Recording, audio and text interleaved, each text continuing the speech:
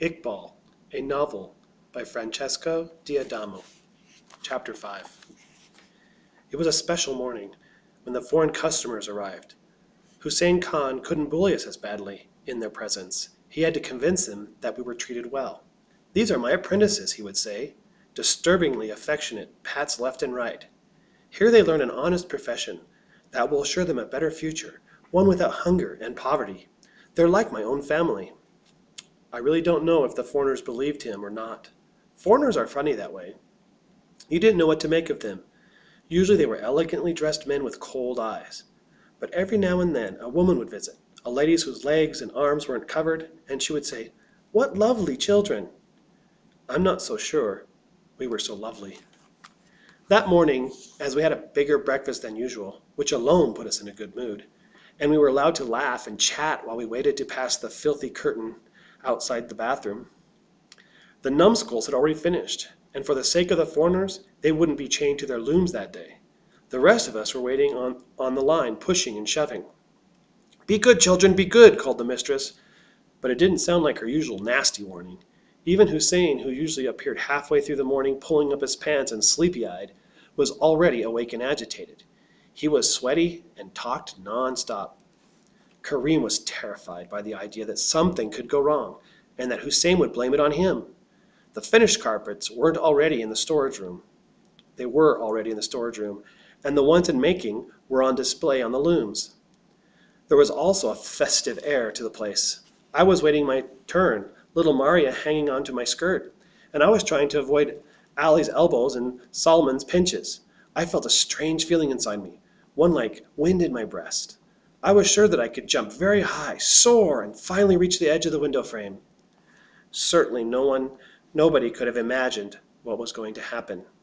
Nobody was paying much attention to Iqbal, who was standing beside his loom. Most of the children avoided him, because they were envious.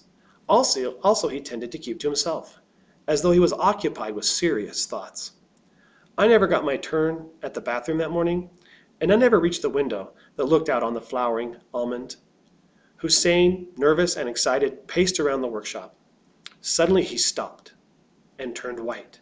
He was looking at something behind us. I remember his shocked eyes and his mouth slowly opening and revealing his tobacco-blackened teeth. I'll never forget what I saw next. Iqbal was standing next to his loom. Behind him was his carpet. That marvelous carpet, with its complicated design in rich blue that had never been seen before. It was perfect. Iqbal had worked better and faster than anyone else could have. The foreigners would go crazy over a rug like that.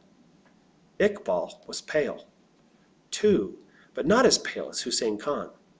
He took that knife that we all used to cut the ends of the knots, raised it above his head, and seemed to look each of us in the eye.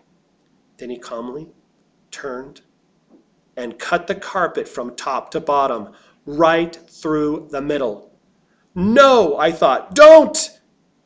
In the silence that had fallen over the workshop, we heard the distinct rip as the sliced threads. Hussein Khan screamed like a stuck pig. The mistress screamed. Karim screamed because he did everything that everyone else did. We saw them take off across the room, raising a cloud of dust and lint, tripping over each other, cursing and swearing as true believers should never do. Before they could grab him and take the knife away, Iqbal cut twice more, and the world's most beautiful blue carpet was in pieces on the red earth of the floor. The silence seemed to last forever. Instinctively looking for protection, we gathered in the corner of the workshop. Hussein Khan was standing in front of Iqbal, threatening Iqbal with his sheer size. His face was red, and the swollen veins on his neck looked ready to burst. He was holding the knife he had taken from Iqbal, and for a terrible moment we all thought, "He's going to kill him." The mistress sobbed and collected the pieces of rug from the floor, wiping off the red dust as if a miracle might put them back together. Karim held his head in his hands. He was desperate, even though it wasn't his property. "Hell, child!" hissed Hussein. "Hell, child!" They said you were a rebel, a traitor. They said, Hussein, don't trust him. He's a viper, a poisonous snake, an ingrate. But I, blind and stupid, I thought, well, you'll pay for this. Oh, you'll pay. Into the tomb, howled the mistress. Throw him into the tomb and never let him out again. They grabbed him by his arms and dragged him into the courtyard. We followed, but stopped at the door like a group of frightened baby chicks. We saw Iqbal's knees scrape on the stones on the ground. His arm banged against the edge of the well. The master stopped at the rusty iron door and pulled it slowly, opening on rasping hinges. We saw him disappear down the steps into the dark, jerking Iqbal after him. Then we heard the awful, terrifying sound that haunted our sleep. The grate of the tomb as it was raised, and then bang as it fell closed. The sound echoed in the heavy heat of the courtyard. We couldn't breathe. The air was motionless. The dust lay still. Only the horseflies stirred, continuing to bite our legs. But nobody even attempted to swat them away. Khan came back, up from the underground. We heard his slow, heavy footsteps. When he emerged into the sun, he squinted his eyes.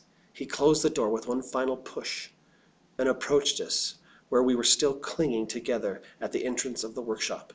To work, he growled. We returned to our looms. We took up our work. All together, the same movements, the same sound of the comb. Tumph, tumph, tumph. Hussein stood behind us in silence. We could feel his eyes looking through us. Tumph, tumph, tumph. Ali, who worked on my right, mouthed the words. Why did he do it? I gestured quickly. I don't know. As he was being dragged over the stones of the courtyard, just a second before he disappeared, Iqbal had turned his head and looked at me. He wanted to say something. I wasn't sure I understood, but one thing seemed clear. Iqbal was as frightened as we were, but he had done it all the same.